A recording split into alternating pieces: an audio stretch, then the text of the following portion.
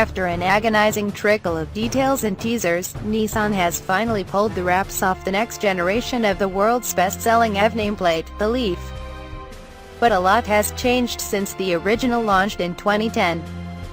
With the impressive range figures of the Tesla Model 3 and Chevy Bolt, the 2018 Nissan Leaf has got to be good. As we drove it at Nissan's Tochigi proving grounds, zipping quietly through corners while nestled in the attractive, tech-laden interior, we realized we were piloting a successful evolution, and a milestone defining the second generation of the modern electric car. After an agonizing the look, the new Leaf is far better looking than the car it replaces. It's sleeker, with a more planted stance, futuristic but more mainstream. Its floating roof projects lightness, and its swept-back shape gives it a sense of motion. The new Leaf is about 0.4 inch lower in overall height, 0.8 inch wider and 1.2 inches longer, but it appears even lower, wider and longer than that. Ground clearance is unchanged. Nissan's designers told us they would have liked to have lowered the car and put bigger wheels on it, but they made all the spatial changes they could without making it too heavy or costly.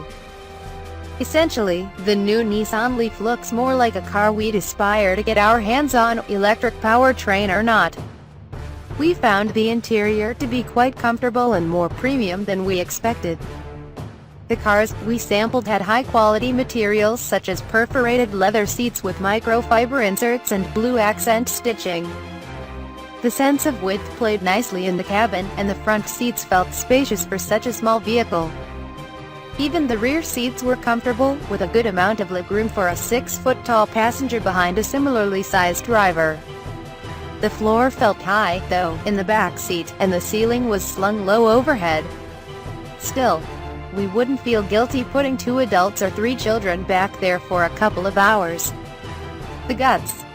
To start, the new Leaf will be available with a 40 kWh battery offering 150 miles of range on the U.S. cycle. Later, a second variant with a 60 kWh battery pack called E+ will offer an expected 225 miles of range. The new Leaf uses the same electric motor as before, but Nissan improved the electric powertrain to make more power available. Thanks to an upgraded inverter, the motor is capable of 110 kilowatts of output or 147 horsepower for those who prefer to measure output in animals. Yeah, having more power will use more energy, but the boost in battery capacity more than makes up for that in range.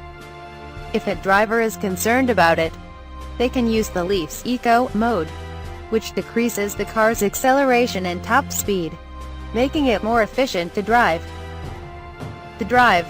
Our actual drive time in the new Nissan Leaf for this first sampling took place entirely within the automaker's Tochigi proving grounds in a pre-production vehicle built to Japanese specifications. It began with demonstrations of the ProPilot Park and ProPilot Assist systems, an experience deserving of its own separate review, which you can read here. According to Nissan, the cars bound for Japan have lighter steering and softer suspension tuning than the vehicles that will be sold in North America. We've got another drive of the US spec car coming soon, so stay tuned for more on that. Nissan's Tochigi proving grounds are sprawling and include miles of different roads meant to simulate a wide variety of driving locales and situations one might find themselves in.